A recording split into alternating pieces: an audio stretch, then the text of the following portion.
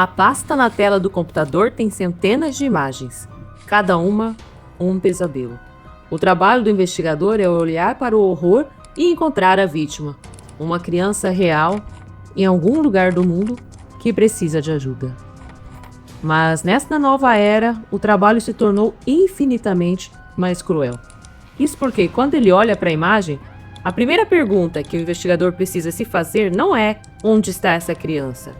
A pergunta agora é: essa criança existe? A inteligência artificial, o fantasma na máquina, aprendeu a criar o horror do zero. E agora, a caçada não é apenas por um criminoso. É uma caçada a um fantasma, em uma realidade sintética.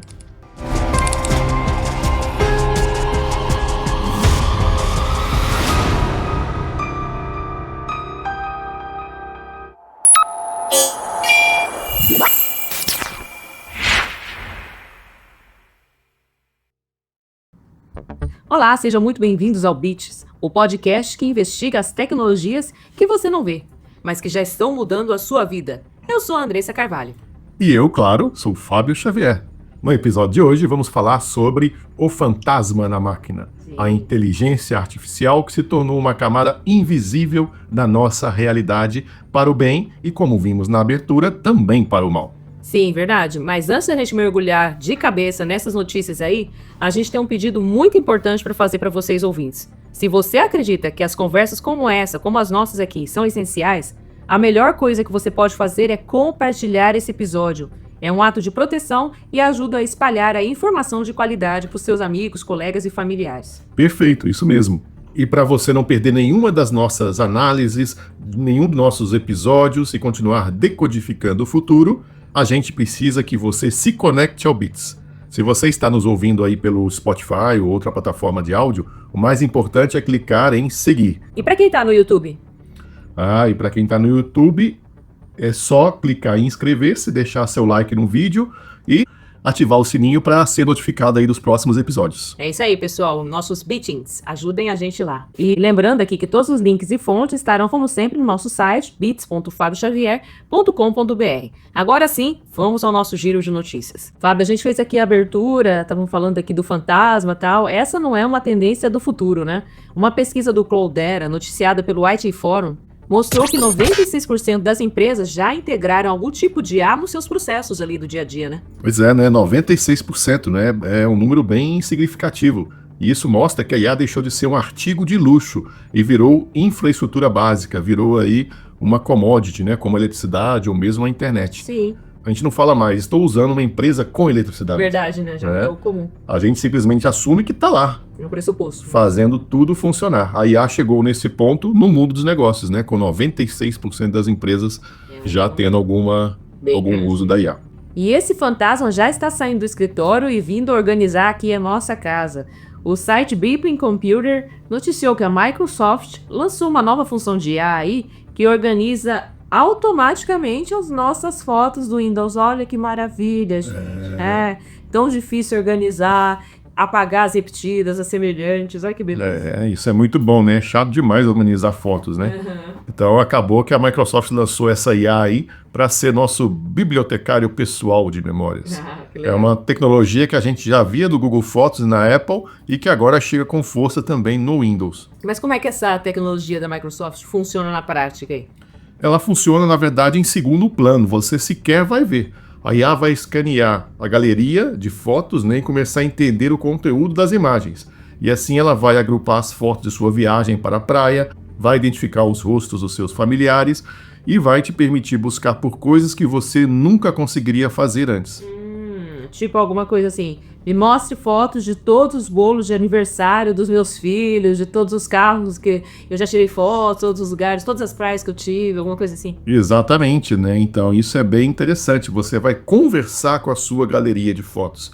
É a IA transformando aquela bagunça que a gente tem de milhares de fotos, milhares de arquivos de fotos ali, tudo misturado, vai se transformar como mágica numa memória organizada e acessível, né? Então vai ser um uso bem adequado dessa IA, desse fantasma da IA que está em toda parte. Mas, Fábio, Enquanto esse fantasma do software fica cada vez mais inteligente e invisível aí, parece que a tentativa de trazê-lo para o mundo físico ainda esbarra na realidade que a gente vive, né?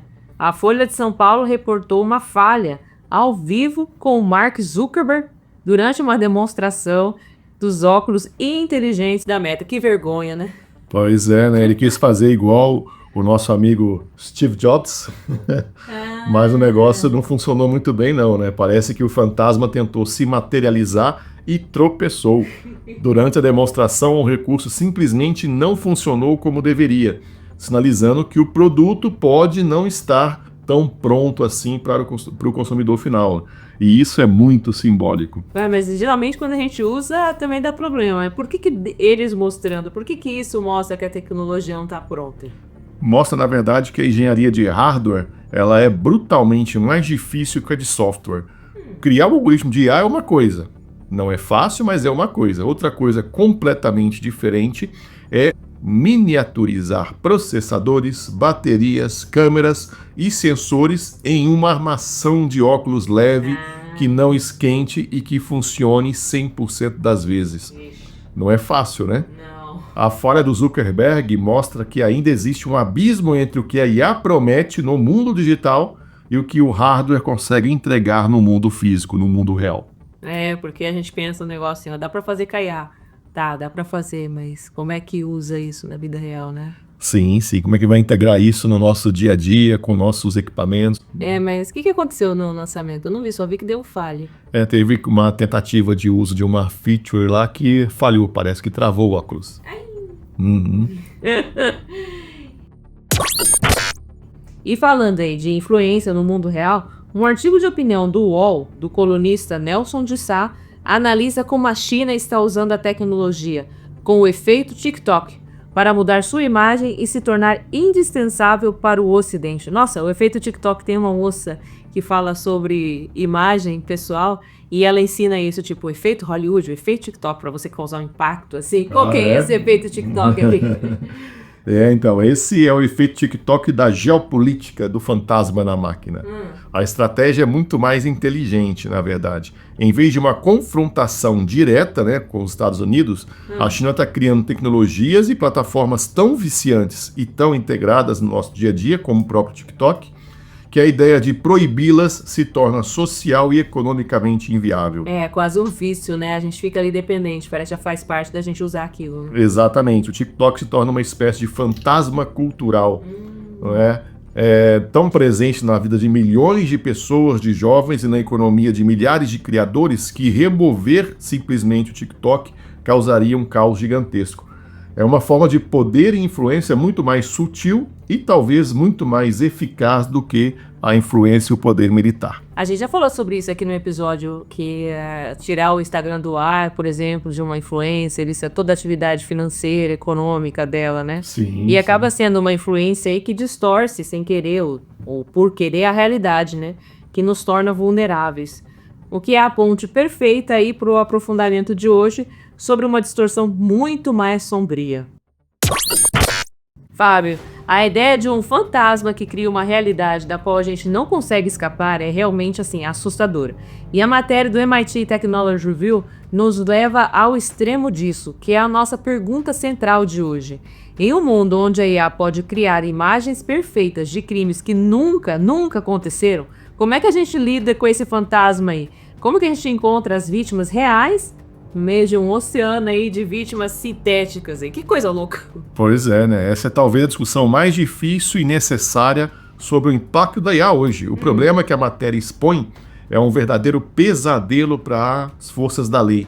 Os investigadores já lidam com um volume enorme, desumano de material de abuso infantil. Sim. Agora, com a IA generativa, imagina, qualquer pessoa mal intencionada pode criar imagens falsas, mas ultra realistas, e inundar a internet com essas imagens. Gente, que coisa, isso é surreal mesmo, mas qual que é o impacto disso na prática, além do horror do conteúdo em si?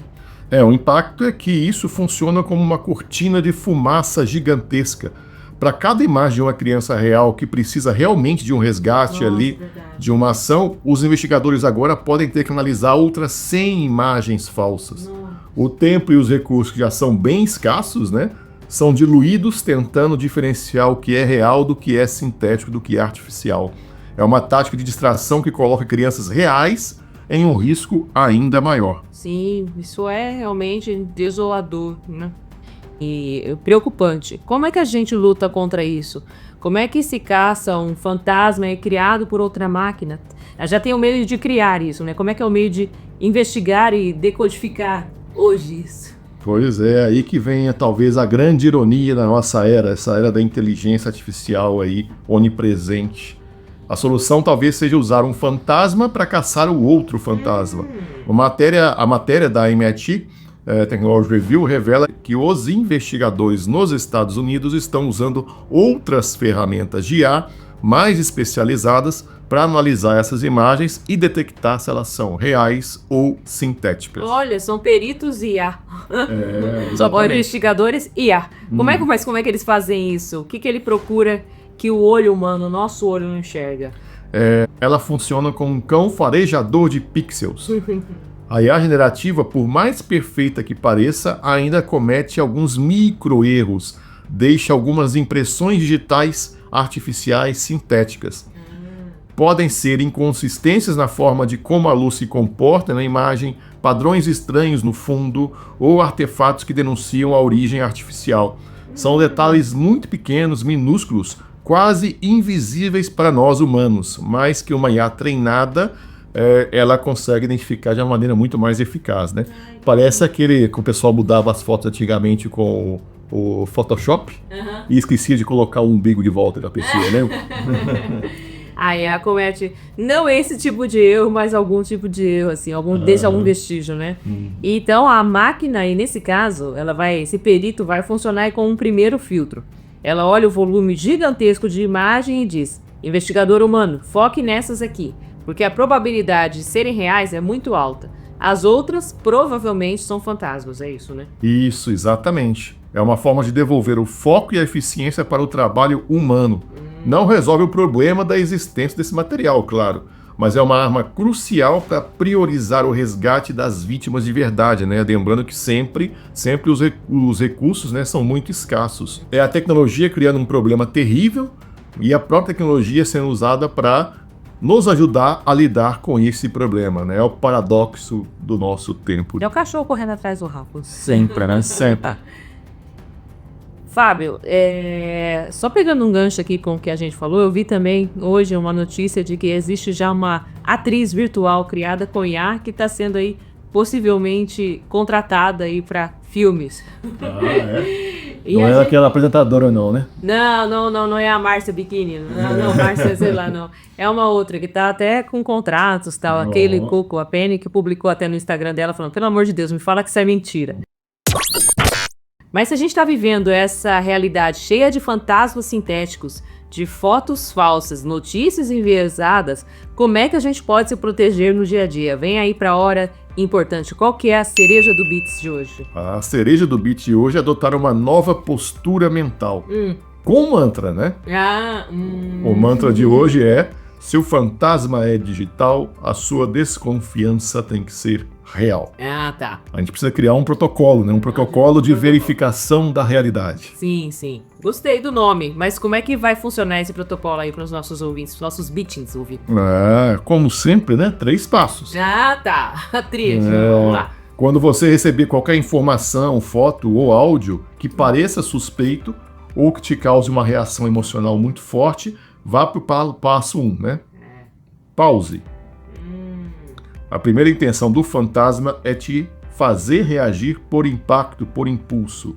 Respire fundo, não compartilhe, não clique, não responda, não faça nada. Passo 2. Questione a fonte. Quem te mandou isso? Você confia nessa pessoa? Ela checou a informação? Se é uma notícia, qual é o veículo, né? Qual a fonte primária dessa notícia? É um portal conhecido ou um blog estranho? Isso sempre a fonte, né? E qual que é o terceiro passo? O passo 3, busque uma segunda opinião. Jogue o tema no Google, né? Volte aí alguns passos antes da IA e vai pesquisar no Google. Outros veículos de confiança estão falando sobre isso. Se for uma foto, use uma busca reversa de imagens no Google para ver se ela já apareceu em outros contextos, né, essa imagem estranha. Ah, entendi. É basicamente aí criar o hábito que a gente já vem falando e repetindo aqui no Bits, de ser um mini jornalista, de verificar tudo, desconfiar de tudo antes de acreditar ou clicar em qualquer coisa, né? Exatamente isso, né? É desconfiar sempre. Este é o seu sistema de defesa pessoal contra os fantasmas da desinformação. Perfeito. Então é isso, pessoal. Não esqueçam de seguir a gente lá. E eu sou a Andressa Carvalho. E eu sou o Fábio Xavier. Bits, decodifique o futuro hoje. Até a próxima. Até a próxima.